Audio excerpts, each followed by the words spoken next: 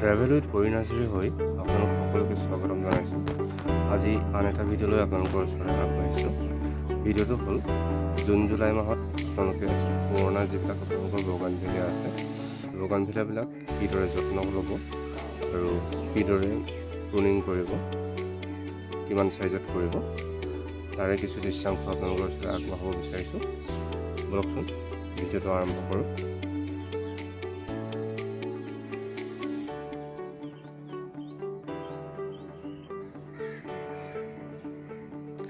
এয়া আপোনালোকে দেখা পাইছে, এইখিনি 5 ইঞ্চি পটত লগাই থোৱা যোৱা বছৰ লগোৱা বগানভিলাৰ পুলি, আৰু এই পুলিসমূহ কিছু বিক্ৰী হৈ গ'ল আৰু যিখিনি ৰৈ গৈছিলে এইদৰে ঠাল ঠেঙুলিবিলাক দীঘল হৈ গৈছে, একো চেপ পোৱা নাই কোনো ধৰণৰ। মই এক নিৰ্দিষ্ট দূৰত এতিয়া আটাইবিলাক পুলি প্ৰুনিং কৰি দিম। এইদৰে আপোনালোকেও কৰিব। এতিয়া গছজোপা দেখাটো সুন্দৰ হ'ব আৰু জোপোহা হৈ উঠিব, আৰু যিবিলাক ডাল ইয়াৰ পৰা কাটোতে আপোনাৰ ওলাব, এয়া দেখিছে এনেকুৱা এটা নিৰ্দিষ্ট য'ত যেতিয়া কাটিব সেই ডালসমূহ ৰৈ যাব, আৰু এই ডালসমূহ আপোনালোকে এই জুন মাহতো পেঞ্চিল কাটিং হিচাপে ইয়াক আপোনালোকে প্ৰপগেশ্যন কৰিব পাৰিব। গতিকে পেলাই নিদি সেইসমূহ নিৰ্দিষ্ট দূৰত্বত কাটি আপোনালোকে 45 ডিগ্ৰী এংগলত কাটি পেলাই তাক প্ৰপগেশ্যনৰ কাৰণে আপোনালোকে লগাব পাৰে। বলকচোন আমি এতিয়া কাটিং কৰোঁ।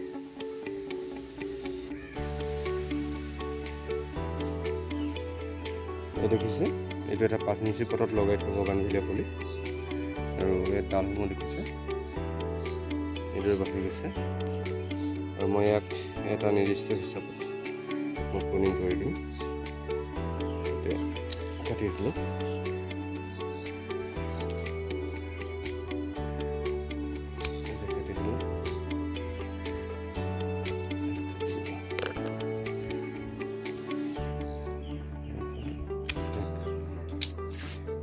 আৰু এই গছজোপা বেকা হৈ গৈছে, অলপমান গুৰিটো এইদৰে হেঁচি দিব।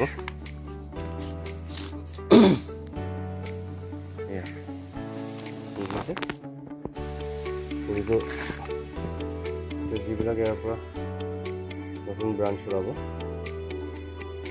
সুন্দৰ হৈ উঠিব, এক জোপোহা হৈ আহিব।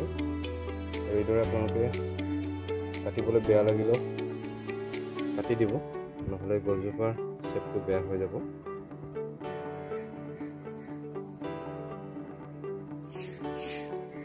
এয়া এইখিনি দেখিছে, মই যিবিলাক ইতিমধ্যে পুলি কাটিং কৰিছিলোঁ তাৰে কিছুমান ডাল, আৰু এই ডালসমূহ মই পুনৰ ইয়াৰ পৰা কাটিং কৰিম পেঞ্চিল কাটিং হিচাপে। পেঞ্চিল কাটিং এইকাৰণে কৰা হয়, ডাল পেঞ্চিলৰ দৈৰ্ঘ্য যিমান হয় সিমানেই সেই কাটিংটোৰ দৈৰ্ঘ্য হয়, সেইকাৰণে পেঞ্চিল কাটিং বুলি কোৱা হয়। পেঞ্চিল কাটিং কৰিলে আচলতে সুবিধা হয়, যেতিয়া পেঞ্চিলডালৰ চাইজত ডালটো কটা হয় তাত কোনো ধৰণৰ বতাহ বা কিবা প্ৰাকৃতিক হেৰিয়ে হওক কোনো ধৰণৰ অনিষ্ট কৰিব নোৱাৰে, আৰু এই চুটি বা চাপৰ হোৱাৰ বাবে ইয়াৰ অনিষ্ট হোৱা চান্সো কম। গতিকে পেঞ্চিল কাটিং চাইজত কৰিলে সুবিধা হয়।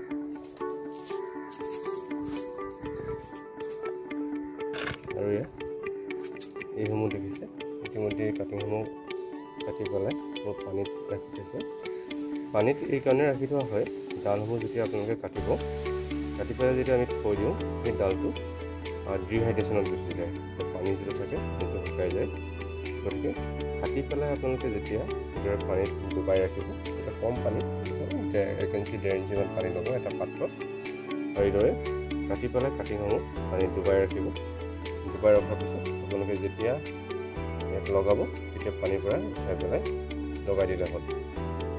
আৰু এটা কাম কৰিব পাৰে, পানীখিনিত লগোৱাৰ ঠিক আগে অকণমান চাফ ফাংগিচাইড দি পেলাই ভালদৰে লৰাই দিব। লৰাই দি পেলাই ঠিক 15-20 মিনিট ৰখাৰ পিছত আপোনালোকে ইয়াক লগাব পাৰিব।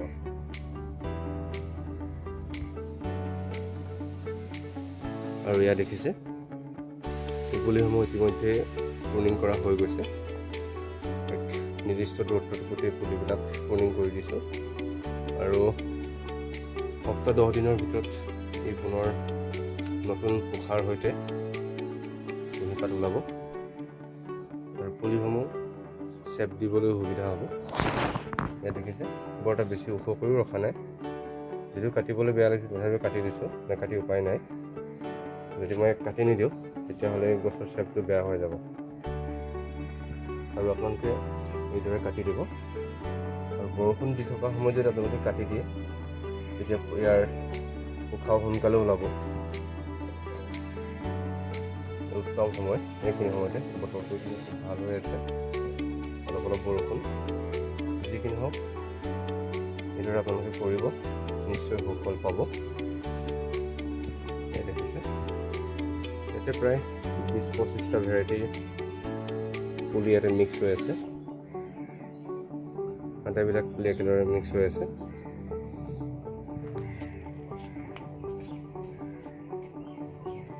আৰু এটা কথা,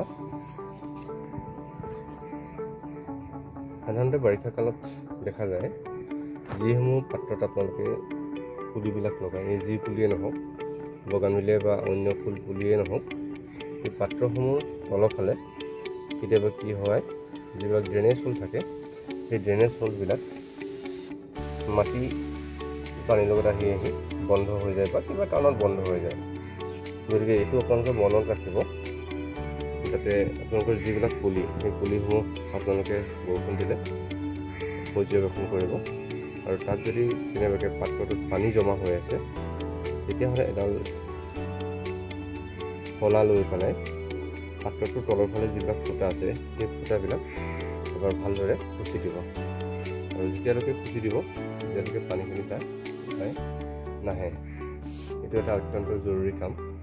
এইদৰে যদি আপোনালোকে কৰি নিদিয়ে তেতিয়াহ'লে এই পুলিটোৰ শিপাসমূহ গেলিবলৈ আৰম্ভ কৰিব আৰু এই পুলিটো নষ্ট হৈ যাব।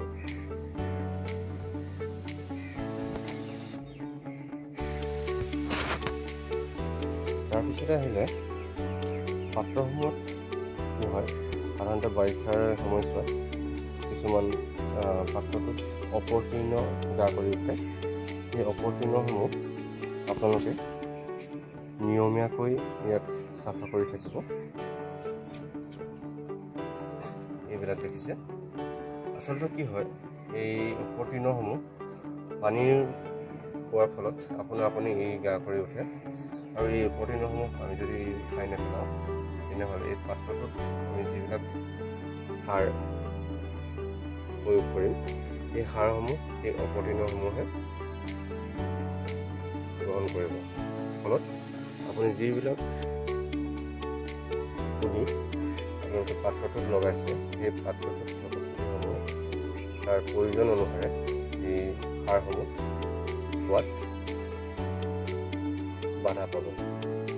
গতিকে যি ধৰণে বাঢ়িব লাগে বা ইয়াৰ আকাৰ যি ধৰণৰ হ'ব লাগে তেনেকুৱা হৈ নুঠিব আপুনি ভবা ধৰণে। গতিকে এই অপতীৰ্ণসমূহ আপোনালোকে খুব সুন্দৰকৈ জুইত ধৰি পেলাই এইদৰে উঘালি দিব। আৰু এইদৰে যদি কৰি থাকে আপোনালোকে নিশ্চয় সুফল পাব। আচলতে সৰু হৈ থাকোঁতে আপোনালোকে উঠাই দিব, ডাঙৰ যেতিয়া হৈ যাব ইয়াৰ শিপাসমূহ তললৈ গুচি যাব আৰু যেতিয়া উঠাই নিওঁতে তাৰ লগত আপোনাৰ মাটিও কিছুমান গুচি আহিব। এইখিনিকে আপোনালোকক জনালোঁ আৰু আপোনালোকে এইদৰে কৰিব, নিশ্চয় সুফল পাব। আৰু এইখিনি হ'ল আপোনাৰ 8 ইঞ্চি পটত লগাই থোৱা পুলি। এইখিনি পুলি আপোনাৰ 2 বছৰ হৈছে, শ্বেপটো আপোনাৰ ধুনীয়া হৈছে দেখিছেনে। সৰু সৰু পেঞ্চিল কাটিঙৰ পুলি এইবিলাক 2 বছৰত এনেকুৱা ধৰণৰ ৰূপ লৈছে। সুন্দৰকৈ ব্ৰাঞ্চ মেডিচিন যুক্ত হৈছে দেখিছে। গতিকে এইদৰে আপোনালোকে কৰিব, খুব সুন্দৰ হ'ব। আচলতে পুলিটো এনেই লগাই দিলেও নহ'ব, পুলিটো যদি শ্বেপটো যদি ধুনীয়া হয় দেখাটো অত্যন্ত শুৱনি হয় আৰু ফুল যেতিয়া আহে দেখাত অতি সুন্দৰ লাগে। এইখিনিকে আপোনালোকৰ ওচৰলৈ আগবঢ়ালোঁ। যদি আপোনালোকে ভিডিঅ'টো চাই ভাল পালে লাইক শ্বেয়াৰ কমেণ্ট কৰিব আৰু শেষত ছাবস্ক্ৰাইব কৰিবলৈ নাপাহৰিব। পুনৰ এটা ভিডিঅ'লৈ লগ পোৱাৰ প্ৰতিশ্ৰুতিৰে আজিলৈ আহিছোঁ। ধন্যবাদ।